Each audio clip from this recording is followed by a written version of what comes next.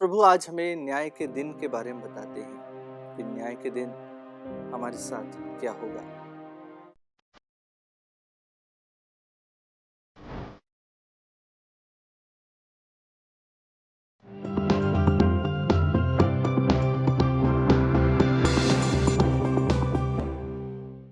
आत्मदर्शन TV के सभी दर्शकों को मेरा जय यीशु। आज के सुसमाचार में हम मनन चिंतन करेंगे मत्ती अध्याय 25 पद संख्याएं 31 से लेकर 46 तक। आज के सुसमाचार में प्रभु हमें न्याय के दिन के बारे में बताते हैं कि न्याय के दिन हमारा किस तरह से न्याय होगा और किस आधार पर हमारा न्याय होने जा रहा है। हम देखते हैं कि अगर कोर्ट में कोई जाता है तो सबूतों के आधार पर उसका न्याय होता है, किसी विश्वास के आधार पर नहीं, सबूतों के आधार पर होता है। उसके कार्यों के आधार पर नहीं, लेकिन जो तथ्य है उसके आधार पर उसका न्याय होता है, भले वो झूठ हो या सच हो। लेकिन प्रभु यहाँ पर सच्चाई के आधार पर हम सभी का न्याय करने जा रहा है। अंतिम दिन प्रभु किस तरह से हमारा न्याय करेगा, उसी न्याय को प्रभु आज इस पवित्र बाइबल में हम सभी को बताते हैं कि किस तरह से वह हमारा न्याय करने जा रहा है।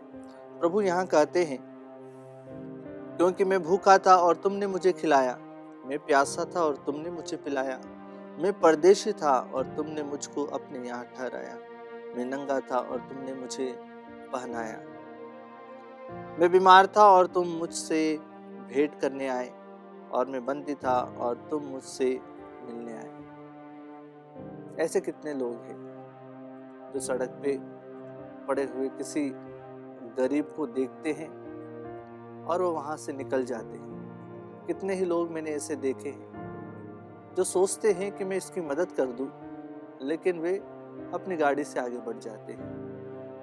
कितने ही लोग ऐसे हैं जो रेलवे स्टेशनों पर हैं, कितने ही लोग ऐसे हैं जो सड़कों पर घूमते हैं, जिनके पास रहने के लिए घर नहीं है, जिनके पास पहनने के लिए कपड़े नहीं हैं, जो बीमार है, जिनको कोई देखने वाला नहीं है।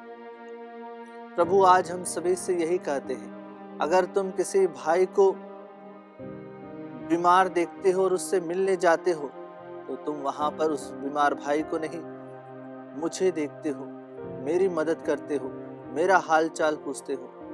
प्रभु आज हम सभी से यही कह रहे हैं कि आज तुम किसी नंगे भाई या बहन को कपड़े पहनाते हो तो तुम उसको नहीं, अपने ईश्वर की मदद करते हो, क्योंकि ईश्वर निर्बलों, दुर्बलों, अनाथों और विधवाओं के साथ में है। हमारे पुराने व्यवस्था में प्रभु आज हमसे यही कहते हैं, आज हमें उन लोगों की मदद करना है जिनके पास 2 वक्त की रोटी खाने के लिए भी पैसे नहीं हैं, जो लोग अपाहिज हैं, जो बच्चे रोड पर भीख मांगते हैं, उन्हें सही शिक्षा, सही भोजन और उन्हें उनके जीवन में आगे बढ़ने के लिए हमें कार्य करना है। हमारी सरकार को कार्य करना है। हर एक भाई बहन का यही कर्तव्य है कि हमें प्रभु के कार्य को करते हुए आगे बढ़ना है, तभी तो हमारा न्याय अंतिम दिन होगा।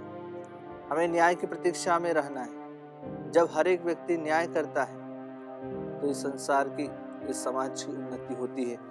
इसलिए प्रभु आज हमसे कहते हैं कि मैं तुम लोगों से कहता हूँ, तुमने मेरे इन भाइयों में से किसी एक के लिए, चाहे वह कितना ही छोटा क्यों ना हो, जो कुछ किया है वह तुमने मेरे लिए ही किया है। प्रभु आज यही कहते हैं कि वह तुमने मेरे लिए ही किया है। भले हम संसार के कितने ही बड़े व्यक्ति क्यों ना हो, कितने अमीर क्यों ना हो, कितने बुद्धिमानी क्यों ना हो, लेकिन प्रभु आज हम सभी से यही कहते हैं कि तुम्हें मदद करना है।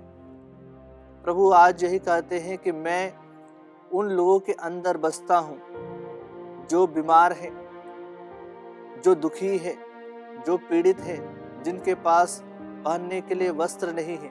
मैं उन लोगों के हृदय में बसता हूँ। जब तुम उनकी मदद करते हो तो तुम मेरी मदद करते हो।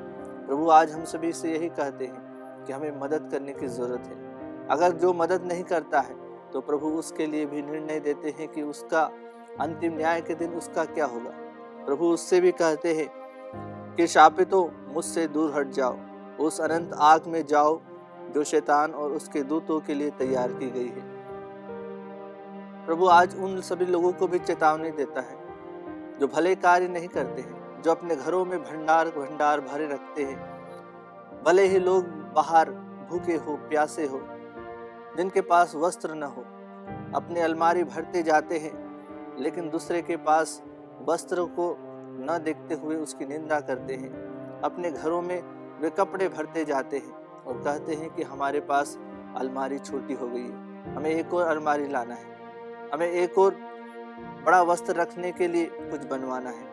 प्रभु आज उन सभी से यही कहता है कि अपने वस्त्रों को उन गरीबों को दो जिनके पास पहनने के लिए नहीं है। जब हम हमारे घरों में बैठकर अच्छा भोजन करते हैं, अच्छा पानी पीते हैं, तब हमें उन लोगों की भी मदद करनी चाहिए जो गांवों में हैं, जो कई किलोमीटर दूर से पानी लाते हैं, भोजन की व्यवस्था करते हैं। उन सब के लिए मदद करने के लिए हमें आगे बढ़ना है। ईश्वर आज उन सभी को बुद्धि दे, आशीष दे, जो प्रभु के कार्यों को करने में हमेशा तत्पर रहते हैं। समाज के हर स्तर की यह जिम्मेदारी है, हम सभी की जिम्मेदारी है, भले हम किसी भी धर्म के हो, किसी भी जाति के हो, किसी भी रंग या रूप के हो।